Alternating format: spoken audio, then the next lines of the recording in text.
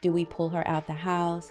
Do we rent the house out? Do we sell the house? Do we bring and how is mom going to feel like when we have this talk with her? How is she going to feel about coming to stay with? Because she's going to have to do that at this point, because it's such a financial burden.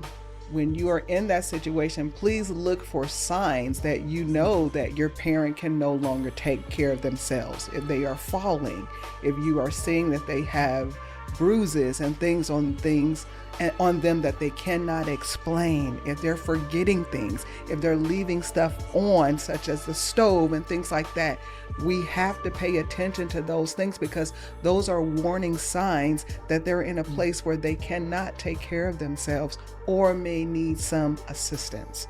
But it's giving them some options where you can, so that they feel that they are a part of the decision making, because that's the part that I think you would miss the most, feeling that everyone is making decisions for you and you can't have a say in it. And one of the things that she told me at the very beginning was everybody is not meant to be a caregiver.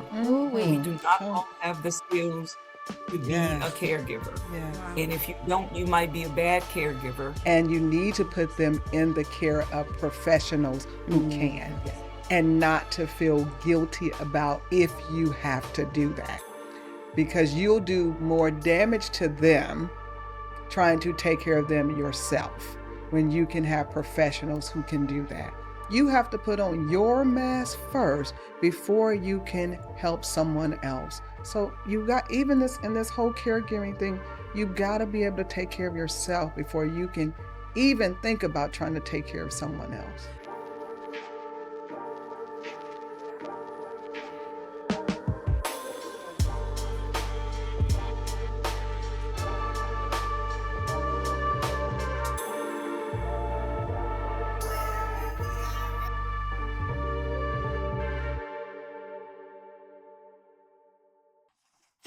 Hello, and thank you for joining us, always supporting us. We are Her Presence.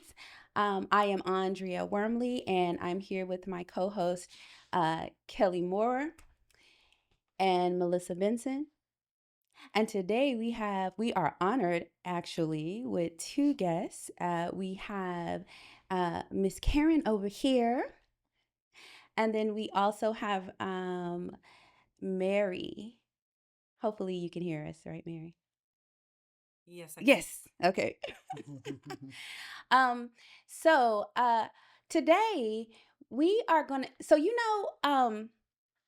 all of us, the ones that you see here, we are at an age, I'm not gonna say what age that is, but we are at an age where it is probably common to be taking care of our parents. And so today we want to talk about caregiving and taking care of our aging parents. That's what the topic is on today. And if that's you today, or you know someone that is in that position, please share this episode. We are on YouTube, we are on Spotify, we are on Apple, we're on all the major platforms. Please share, please subscribe, please like, do all those special things. We need your support in this, so that we can shed light on the things that matter to us. Okay, so I am actually going to hand the baton over to my co-host, Melissa Benson. She has some statistics in this area, and I'm gonna let her take over at this point. Thank you. So when we think about, as you mentioned, that many of us are caring for, whether it be aging parents, family members, I want to just kind of let everyone know the numbers associated with that. 10% of US adults are currently caring for family members who are over the age of 65. Mm. 31% of US adults are caring for family members over the age of 75. And that number is expected to increase because, as we know, it's a blessing. Our parents, our loved ones are living much longer, and that is a blessing. But in addition to that, we have to look at the support systems and how now that you're living longer, there may be some additional caring that is needed. So that's why we're having this topic today. That's why we're exploring it, because we want to know you're not alone. We want you to know that you're not alone in your journey. And we want you to hear some things that may help you through your journey. So I'm going to start with a quick question for uh, Karen. I'll start with you, Karen. Can you just tell us a little bit about your caregiving journey? Who are you caring for, and how long you've been caring for your loved one? Thank you, Melissa. And first of all, before I answer that, just want to thank you, ladies, for inviting me um, and for hearing our story. This topic is so widespread, and I just really appreciate you asking me to come out and be a part of it. Well, thank you for your presence. Absolutely. We appreciate you. Yes. I'm caring for my mom, who is now 90, and she turned 90 last month. Wow. And she has dementia. And so that in itself is challenging, but a blessing, to be able to care for my mom at 90. I kind of look at it like I've always cared for my mom, even in her good days, just always been there for my mom. So to me, this is kind of like an extension of continuing to care for her. It's funny because when I was young, my cousins reminded me as I got older that I said when I was younger that I'm going to always take care of my mom. Didn't literally know that it would be in this sense, but yeah, so it's just a blessing to be able to care for my 90-year-old mom who's has onset dementia. Wow, 90 years old. Wow. Longevity. Yes. Longevity. Yes. Yeah. Yeah. Mary, we're going to ask you the same question. If you would share with us your caregiving journey. Yeah, so good morning. Thank you Good guys morning. for asking me. Part of this, I guess, does help the whole situation, being able to talk to other people who are Yeah. in that situation. For my mom, she's 80, and her medical issues started when she was 50, right? Heavy smoker, heart problems run deep in my family. So we've been dealing with heart attacks and stuff since she turned 50, which meant I was in, I want to say my 20s. So it's been a journey. And now with her, my older brother and I have always been the two that have been the, hey, you got to take care of this type of thing. And she has a lot of medical issues. So she recently had one leg amputated, and we're hoping that the other one doesn't get that way. But so being, I want to say, being in a military family, I was away from home, but I've had to take care of my mom long distance for years, from being overseas, from being in other states. Every time something happened, you got that one sibling that immediately Mm-hmm. they're going to call me. Mm-hmm. So that's going on. Like I said, she's 80 now, so 30 years Wow. we've Wow. been on and off dealing with this. So Wow. Wow. Mhm. 30 years. Thank you for sharing, Mary. Wow. She um she said for 30 years, and as you were talking and as we were coming up to this week on this topic, I was just thinking about just me and my parents and what that would look like. I was talking to a girlfriend of mine who is she's not caring physically for her mom, but it's getting to that place.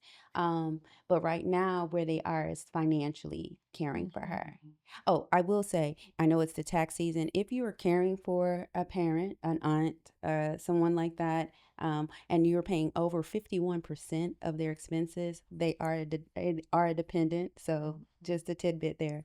But we were we were talking about that, and she was saying how they're gonna have to make some decisions because her and her two other siblings are basically paying for everything. Every month they had to come together and decide on how much they were going to put in to make sure that their mom is supported. But now they have to make a decision. They're at a crossroad. Do we pull her out the house? Do we rent the house out? Do we sell the house? Do we bring and how is mom going to feel like when we have this talk with her? How is she going to feel about coming to stay with? Because she's going to have to do that at this point, because it's such a financial burden right now, and it's just cheaper. It's less expensive for her to come and live. And then there, as Mary said, this long distance thing is a battle in itself, I'm sure. But this long distance thing for them is just it has been a struggle, and so they're gonna have to bring her closer. So wow. Mhm. So That's Kelly, I know you scary. had a That's scary. I had a couple question. questions, but now piggyback off of what you're saying is, excuse me, um, what are the essential legal, financial, and medical documentations that families need to start preparing now for their loved ones so that when you're now in that situation, you're not scrambling to find that information? Kind of staying ahead of the ball game. Mm-hmm. For me, it was scrambling. Yeah. It was scrambling. And some of it was because even when my mom was in her best of health, very independent, Mm. Yeah. didn't Yeah. even want to address anything like that. Uh, so now we scrambled, power of attorneys, durable power of attorney, medical, living will, um, which we have now, but it was a scramble, and she still was kind of resistant, Mhm. but understood that I can no longer take care of myself the way I used to. Mhm. So, and that we wanted the best for her. We being my husband and I and my sisters, and so we It's a got it done. tightrope. It is a Yeah. very tightrope. Yeah. I can understand. I have an 80-plus-year-old father, Mm-hmm. and I'm also planning, you know, um, for just in case, unfortunately, and making sure that we have our ducks in a row too, so that if there ever becomes a situation where he's not able to make those decisions, we got you, Dad. Mm-hmm. We've got the information. We know what your wishes are, power of attorney, and we can make sure that we take very good care of you based on what your wishes are. So yeah, it's tough. It's Mm-hmm. tough. He's still independent. He's, still able to do, but I also don't want to be caught off guard Right. if he really needs us.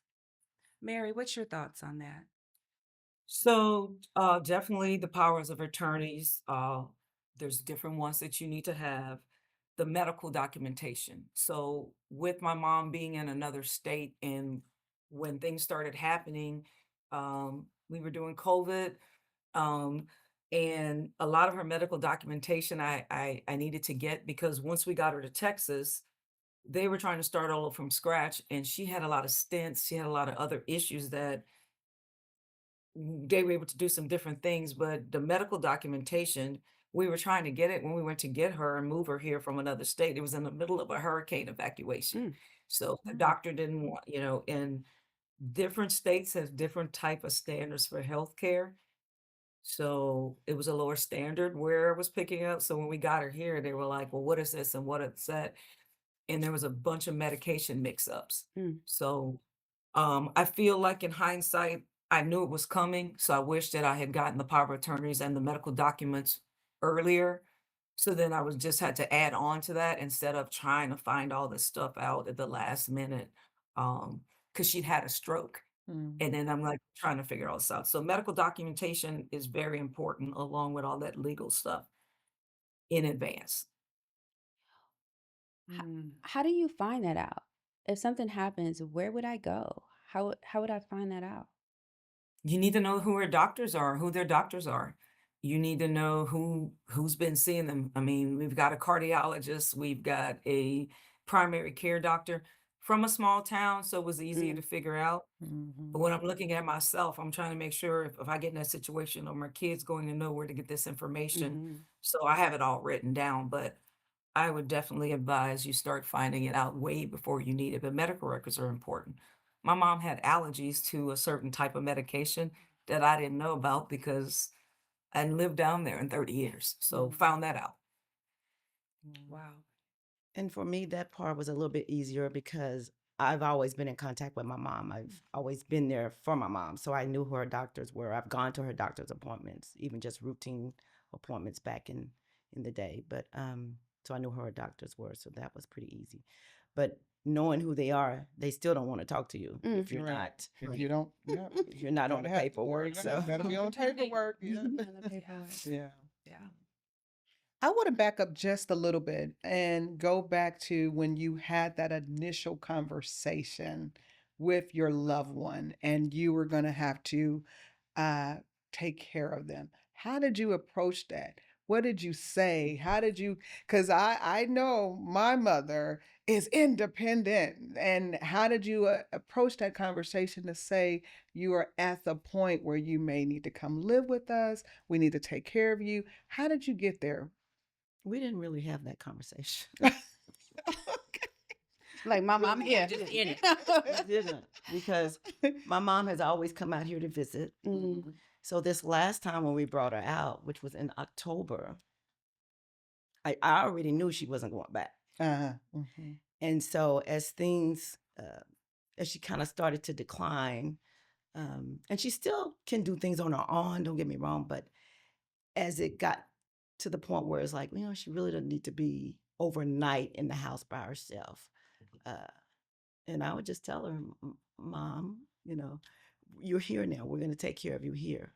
Mhm. And she, I guess she was fine with it at the moment. And even now, because like she still has her apartment and stuff back Okay. in Tennessee, which we were supposed to go clear it out this weekend, but that's a whole nother story. Um, and that's those funds that you were talking about that accumulate because there's an empty apartment. But anyway, Oh, Yeah. Yeah. it's a whole nother whole conversation. nother conversation. But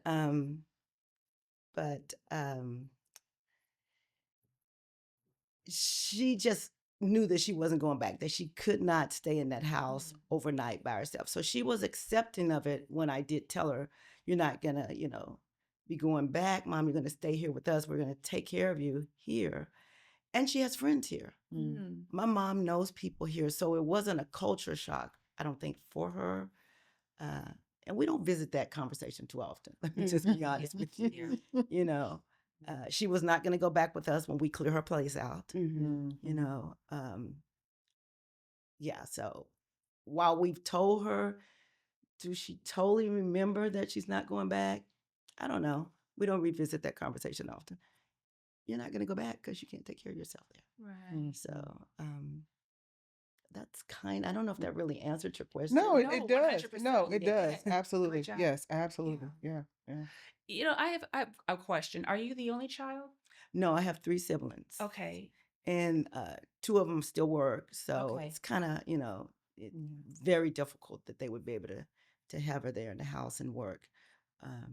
And then I have another sister, an older sister who's retired. But because we're very active here and we can keep her engaged and we can keep her mobile and we can keep her mind Mhm. going We're active. as active as long as we possibly can. So that's kind of the main reason why I thought she should be here versus in Tennessee, Okay. because we can do those things with her and for her. I know So Mary, I think Mary was gonna. I saw you. It looks like you were about to say something. I don't want to. Well, I You was want to just try going to and. say my situation was totally different. There's Mhm. still a lot of anger. Um, Paralyzed at the beginning, right? We have my mom. I'm a what do you call it? Blended family. Mhm. But so her 4 kids, but I'm her only daughter. She was an only girl, and all you get is I'm supposed to make decisions.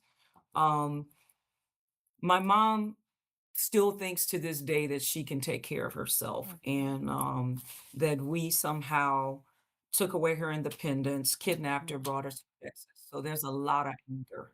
Yes. And so we continue to have these conversations, I would say every 30 days, like I can go home.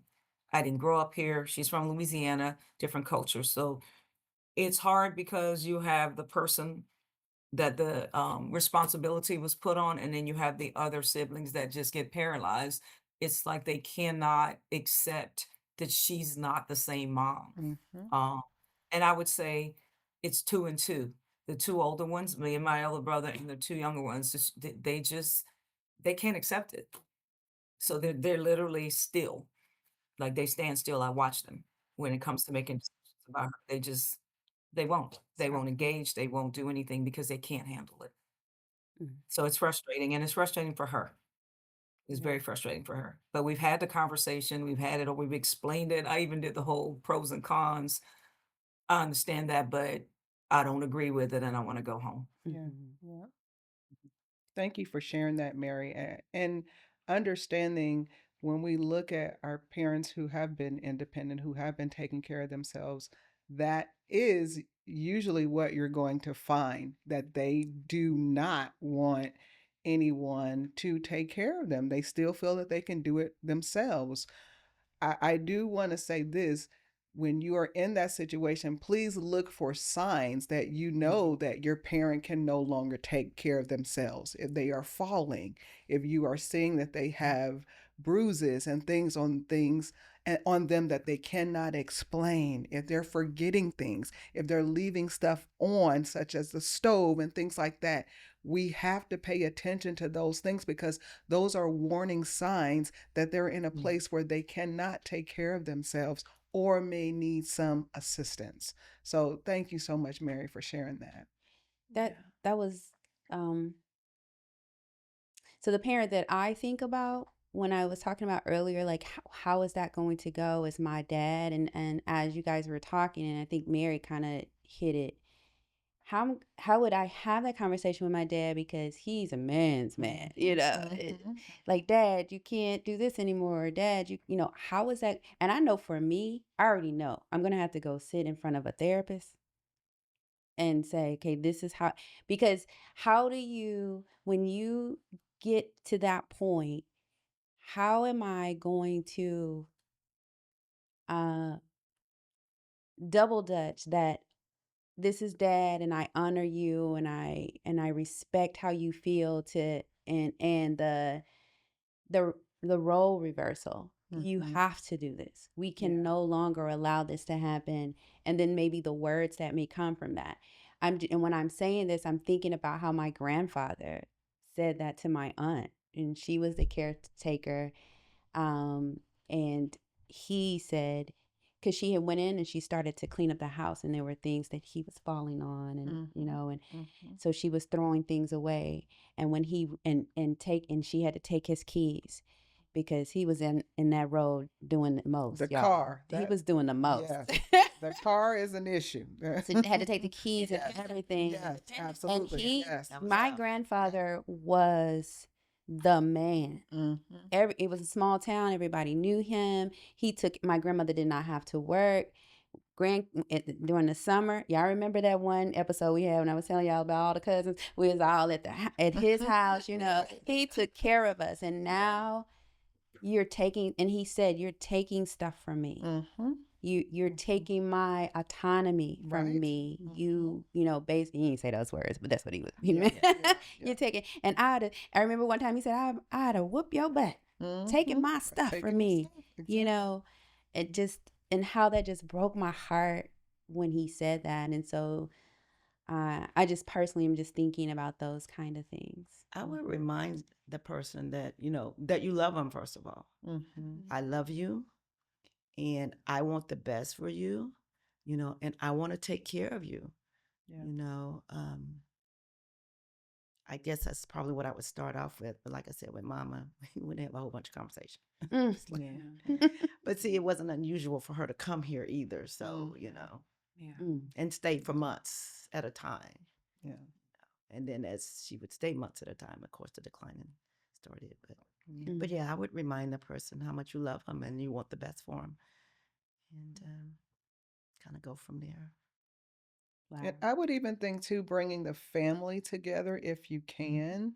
with the siblings and everyone. So it's not a decision where one person is making a decision for for your mother, for your father, That's good. but we are all coming together as a team because we all love you and we're all going to work on a possible solution so that you know that you are loved, not just by me making some decision, but from everyone. You know, this is how we're going to do it. Hey, remember how we planned family vacations? We're going to plan this next journey. We're going to get you to the next steps and how we can care for you. So they feel, and then giving them the options of, I always think about in nursing, we give autonomy to patients. You got to get the IV, but I'm going to ask you, do you want it in the left arm or the right arm? So you feel you're making some decision. I wanted it out. but it's giving them some options where you can, so that they feel that they are a part of the decision making, because that's the part that I think you would miss the most, feeling that everyone is making decisions for you and you can't have a say in it. Right. That's good. So some way to make sure they feel that I have a say in this as well. No, that's good. That's really good. And my mom said one time, she says, well, I'm going to go back. And I had to re-engage in that as little as I as I as I possibly could with her getting the point. Mom, we want the best for you. And so you're right. Yes. Yes. Mary, I think you had something that you probably wanted to say on that as well.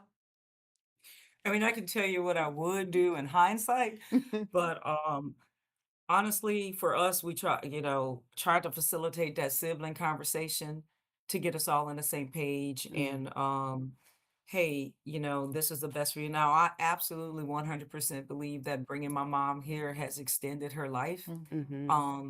But also trying to figure, I've learned so much about her and her life and her trauma and everything growing up right in a small town Louisiana. But we also realized that at some point with her, it had to be direct, Yeah. but it couldn't come from me. Mm-hmm.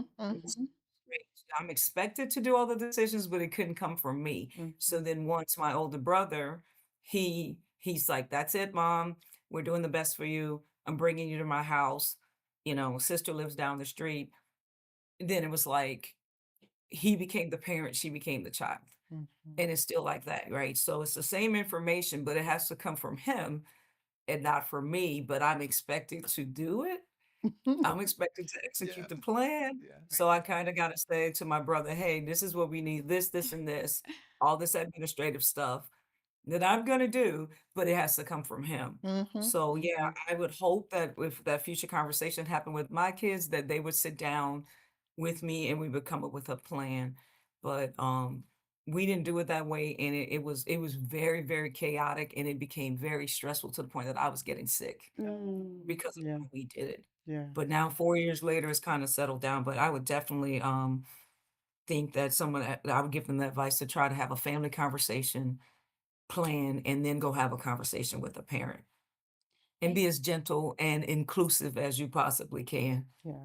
Thank you so much for that, Mary. Yeah. I know you had a Yeah, thank you, ladies, so much for what you're sharing. Thank It's you. very powerful and very informative. Caregiving guilt is a very real burden from what I'm hearing. How do you suggest listeners handle feelings of resentment, exhaustion, or the guilt of wanting a life outside of caregiving? Because from what I'm hearing, that's a good 85, 90% of your time that you probably did not expect. So, how do you handle sometimes those frustrations of this is not what I bargained for? I knew I was going to do it, but this is a lot. I remind myself a lot that this is my mom,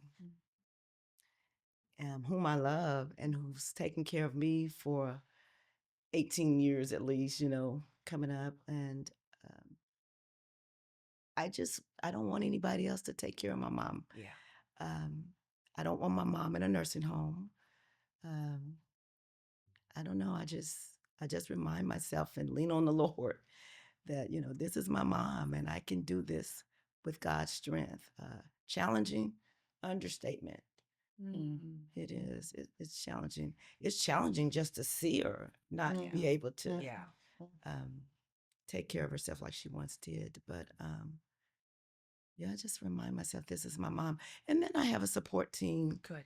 I call it a support team now that I'm with you ladies, because I don't know if I really looked at it like that before. But when my mom goes out, like she was hanging out yesterday with another 90-year-old. Okay, they hanging. The 90-year-olds hanging.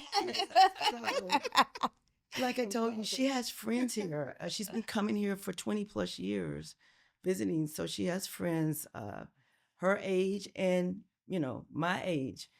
And she goes out with them. And that frees me up to just either, do what I need to do and take care of my business. But yeah, so I guess with my mom, she's not, which sounds like a little bit different from Mary.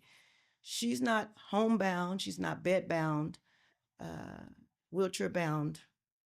And even mentally, she can still go and hold a conversation.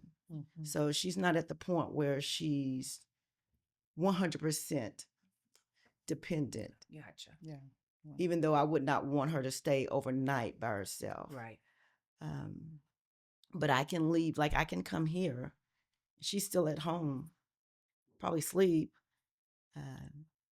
and still be comfortable with knowing that she's okay. Good. Right now. But yeah, I think I have a support system, and whether we've said it or not, that's what they are. Right. Yeah. What about you, Mary? I found a very good therapist. Okay. I don't have one of those And I yet. say that because forgiving myself and understanding that it's okay that I got exhausted. Can you And repeat what you just said? You said what? I said forgiving myself Mhm. and understanding that it's okay that the resentment and the guilt, Mhm. those things come into mind because we ended up moving her here less than a year after I moved here after a huge change in my life. So Mhm. I'm trying to heal from that. And because family members, at least my experience, that are not involved will guilt you. Hey, this is what you're supposed to be doing. That's what you're supposed to be. Meanwhile, they're not doing anything, but they can Right. tell you what to do. Got a lot to say. And how dare you be off on Facebook with your friends, your new friends in San Antonio, your girls, you're traveling when your mom, needs this. So the guilt was a lot and the exhaustion was a lot. But my therapist has allowed me to express that to her so then I don't express it to my mom. And one of the things that she told me at the very beginning was everybody is not meant to be a caregiver. Ooh We wee. do not Come. all have the skills to be a Yes. caregiver. Yes. Wow. And if you don't, you might be a bad caregiver, Mm-hmm. right? Just thinking, hey, I can do this. I got no skills. I got no, and I mean skills as in dealing with the guilt, dealing with exhaustion, dealing with the whatever. You just can't put a plug on it. So it's been a journey for all of us. I've watched me and my brother, the older one, both, and I keep mentioning him because he and I are doing this together. I've watched us both grow in this and how we take care of her and how we deal with the other siblings and how we deal with our own kids. So um I would continue to seek therapy from a professional if you can, because I'm not equipped because I have two other friends going through this and I tell them all the time, we can't share a therapist. I'm not equipped to tell you what to do with your journey, so I would just suggest you have that outlet. And there, one of them is doing it, and she's like, "Thank you," because I'm not a professional, and you Mhm. got to get it out, and then you can reset because you got to reset because you got to continue to deal with the situation. My mom does not live with me; she is in a nursing home.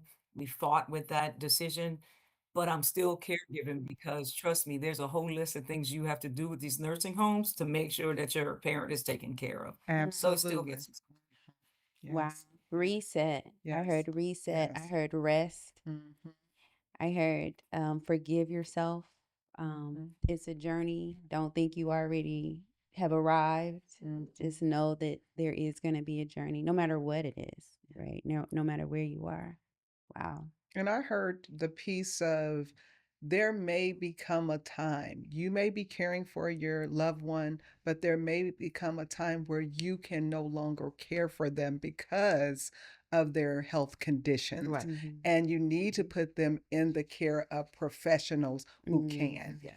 and not to feel guilty about if you have to do that, because you'll do more damage to them trying to take care of them yourself when you can have professionals who can do that. So making sure you remember that. Yeah. I wanted to say one other thing.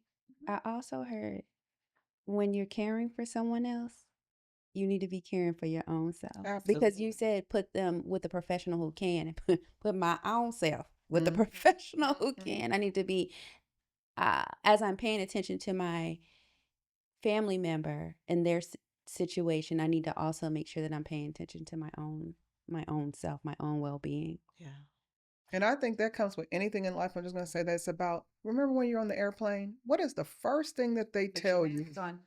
You have to put on your mask first before you can help someone else. So you got, even this in this whole caregiving thing, you got to be able to take care of yourself before you can even think about trying to take care of someone else. Yeah, and I love everything you all are saying. And Mary, my question for you is, I know you all started off with caring for your mother at home, and it ended up that you needed to seek other provisions for her. What, if you can share, what caused you to make those changes? So, when let me see how to say this. We didn't assess the situation properly when I say that, and right, and you're still dealing with other siblings, and we're all grown ups. We all have strong personalities, right? I'm the one that, hey, we got to think this through carefully. My brother is the, I'm going to break the door down. I'm going to go rescue my mom and bring her to San Antonio and figure it out when she got here. Hmm. So, um, that's fine. And he and I had a conversation, and I said, okay, so I'm here to support you. Mom cannot live with me. I just can't. Physically, mentally, emotionally, couldn't do it. So he's like, I got it. I got it. My wife quit her job. She's going to take care of mom all day long, and it's going to be fine. Um, a year into it, his health failed. The stress, there's so many appointments. There's so different dealing with the medical system, and she was getting sicker. Right, she has severe heart problems. Again, we're 5 years in, so we had to have this conversation. But guess who had to do all the research? Mhm. And I just moved to Texas. They just said, "Hey, can you figure this out?" Well, figure it out meaning you can't just lift her up from your house and take her into a nursing home because so I had to carefully plan how she was going to transition. I did find a social worker through one of the doctor's office that walked me through the process, and we came up with a plan. Hey, maybe next time, because we knew there was a next time she was going to be in the hospital. When she transitions to rehab, we transition. But it was very, very difficult taking care of her at my brother's home, because she needed skilled care. She Mhm. needed more than her blood pressure Right. and her blood pressure checked every day and her medicine. She Mhm. needed more. And I knew it way before they did, but they had to start seeing the situation. So it took about a year. And then we transitioned her. But it was a lot of heartache. Yeah. It was a lot of heartache. Mm. Yeah. Wow. Thank you for sharing. Yeah. That's something that I've had to think about, Mary, if my mom gets to that point where um, we can no longer take care of her. So that's something that I've been dealing with and kind of preparing myself if it gets to that point that, if she's um, a danger to herself or something like that, or starts wandering, which none of that she does right now. I mean, we are so grateful that, we are in the place that we are, and it hasn't gotten to those type of situations. But if it does, then that's what I've been preparing myself for, because I'm so dead set against putting my mom in a nursing home. And, Yeah. and I know that I would have to because for her safety. Mhm. And so that's something that I have to deal with. Wow. So today, we've talked about caring for aging parents, another one of the things that we were gonna kind of bridge to, and I'm not sure, but I'm just gonna mention it, not just aging parents, but family members also. And what I mean by that is, so I have a cousin that um he's about 10 years younger than me. And my aunt is now taking care of him because he has some cognitive things that happened. Uh, he was living in New York. He was, you know, he was a world traveler. Every time I called him, he was somewhere doing things. And um, within a year's time, this particular year, it was around COVID also, COVID time. Within a year's time, he went down. We did not know. My aunt did not know. His sister did not know this was happening. But they when they would talk to him, he would say certain things, be repetitive. It was subtle changes. Anyway, to make a long story short, my aunt went to go visit him, and he was doing some really weird things. And uh, at at any rate, presently, she is taking care of her son, and because of cognitive issues, um, you know, he's in a place where he cannot be by himself for a long time. And I know that we never think. I mean, it's one thing to think about aging parents, like, okay, that's probably, I mean, I'm even thinking about that. But you never ever, it is taboo to think that you're going to be taking care of your own child. And I know that that brings about even other kind of mental and coping issues or whatever. And so just watching my aunt go through, and my cousins, his sister and brother, go through just the mental changes and the financial changes and the, you know, you guys said that struggling, you said not struggling, you said when you had to find out all the wills and you know, the mad dash to find out everything. And you know, that was I would say about 2 to 3 years before everything just got settled, right? And so I know even for her, that's just been one of those things. Even when I go to visit, he's just not the same cousin, you know. Yeah. Um, sometimes he's lucid and sometimes he's not. And, you know, that's just been just, as you said, even when you see your mom, you know, even when I see cousin, he's not the same cousin, but then he is the same cousin. So I'm sure that there are people out there that's dealing with this when it's just a family member. Any comments on that? Any comments? Do we have any other questions for our guests? We have maybe about, I would say about 10 more minutes. I do. But and I think it kind of goes along with what you were saying, whether it is a family member, whether it is a parent. What is one thing that you wish you would have known before you started this journey that you could share with our listeners to prepare them so to get that thought in their mind to start thinking, if this happens to me with a family member, a parent, here's something you have to know. What's that one of those one things? And I know there's many, but can you share one thing?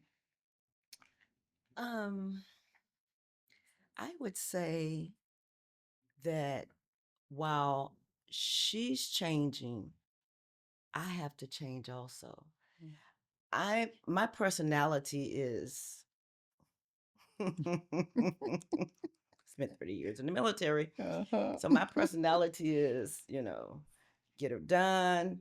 Um, That sounds like and Army. it's yeah, just kind of straightforward. But I have to change. And I wish I had known that too, because now I'm kind of living in her world. And while she's not the same, it's still her world. And I've got to adjust to her. And a friend of mine whose mom had Alzheimer's, she said it best for me. She said, she's not going to change. Like she's in her ways. She's not going to change. I got to. So when she says things like, it hasn't been X amount of days since I showered, and you know it has, that's not going to change in her mind. So I've got to address that differently than I probably would have normally. Uh, there's so many examples. So I wish I had known that, you know what, you've got to change. Not only is your life physically going to change, meaning you can't go here and there, like you once did, and those kind of things. But no, I had to change and am changing also to adjust and live in her world while still trying to keep mine somewhat normal. I don't know if that makes sense. No, but it makes perfect sense. Yeah. so I wish I had known that part before all of this, because I could have been preparing myself better. Because that's a tough one, to encounter situations with her and not be bantering, or badgering you. Mom, you haven't taken a shower, or you didn't do this. So now I just learned to kind of readjust and go about it a different way. So what I find myself, because some of the most menial tasks they don't like to do. They do not want to do them.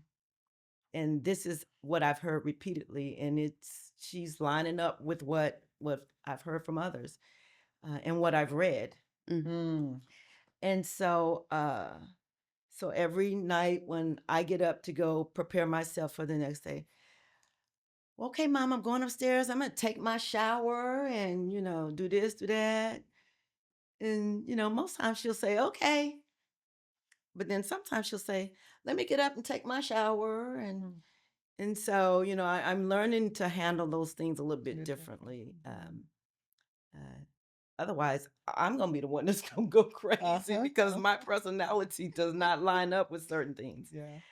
And so, yeah, if I had known, that I need to start changing my mindset prior to not just what I was going to be doing physically, but those kind of things, then that would have been a little bit easier for me.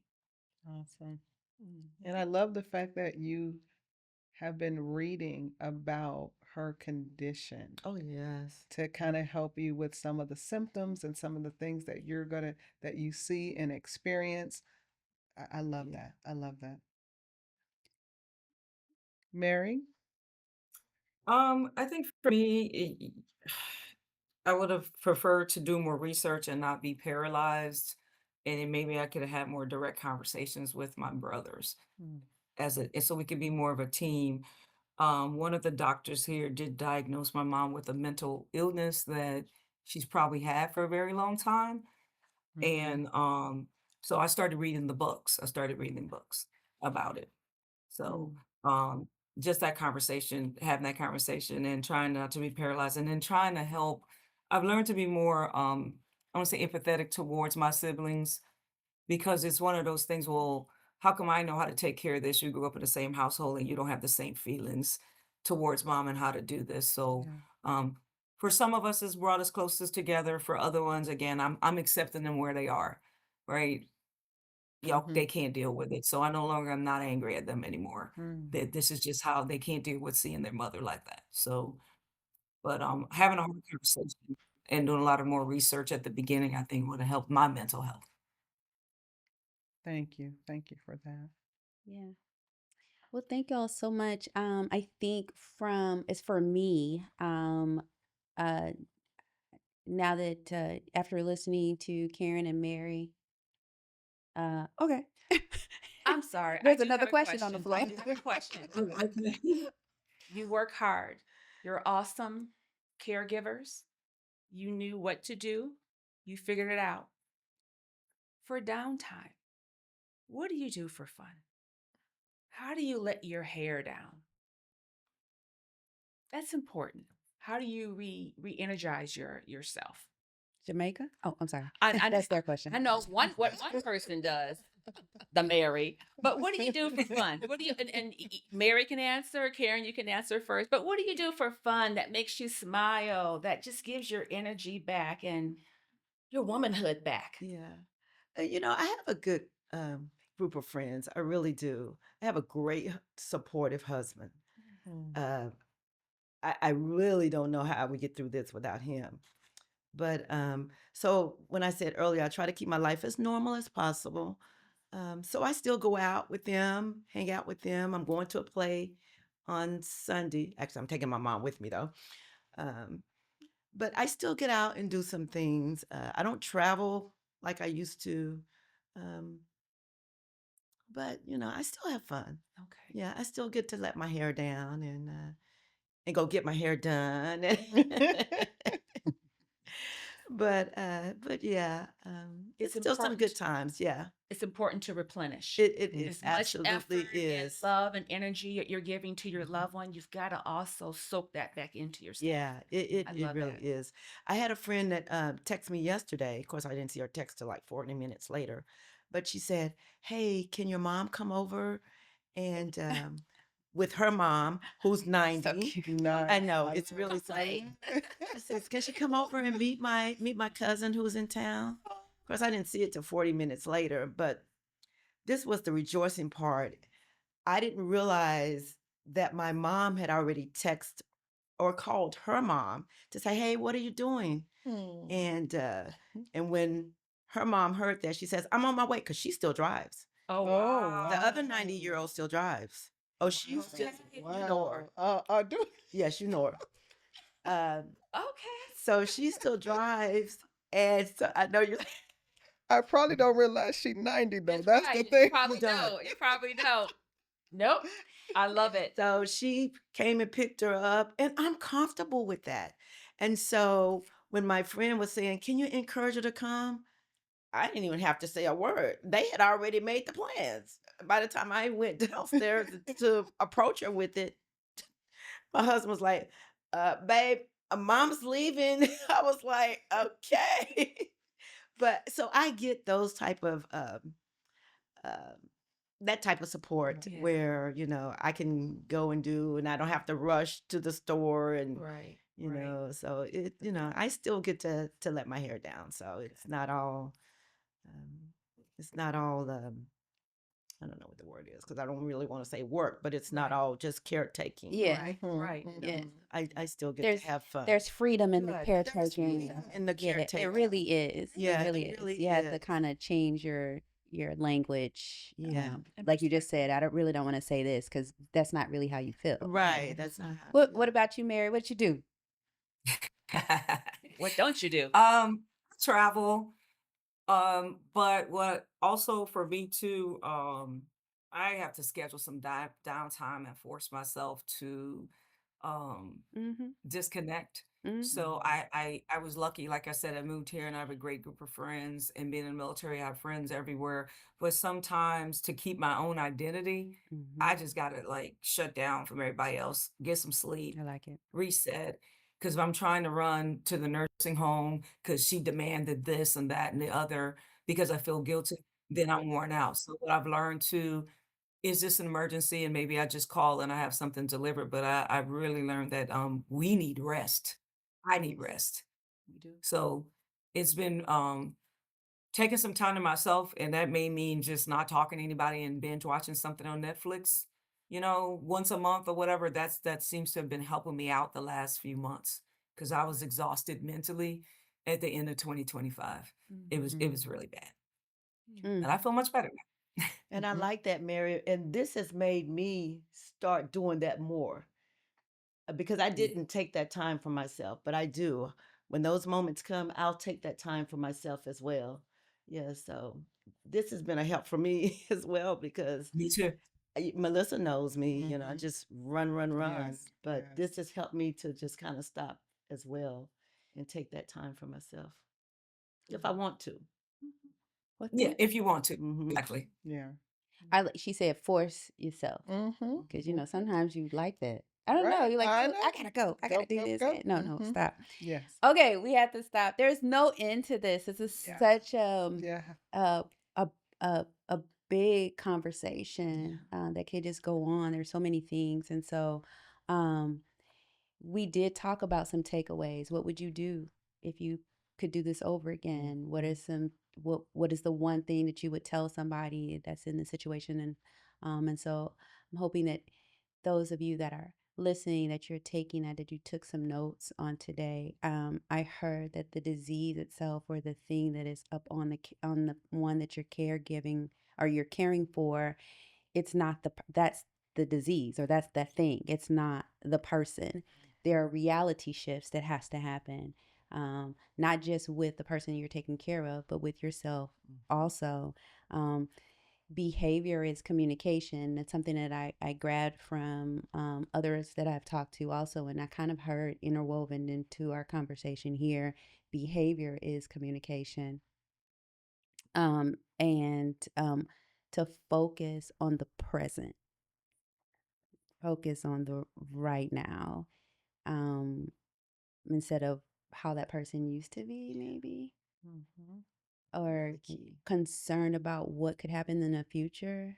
Just be right in the right now. And documentation, making sure that you're documenting things. All right. Well, I think we're good. I think we're good. Thank you again. Thank y'all for joining. Make sure you like, make sure you share, make sure that you subscribe. We're on YouTube, we're on Apple, we're on Spotify, we're on all the major podcast iHeart. platforms, iHeart. So make sure that you share. If you've heard something again today that resonates with you or someone you know, make sure that you share this episode with them. Thank you again. All right. Thank you. Thank you. Thank you.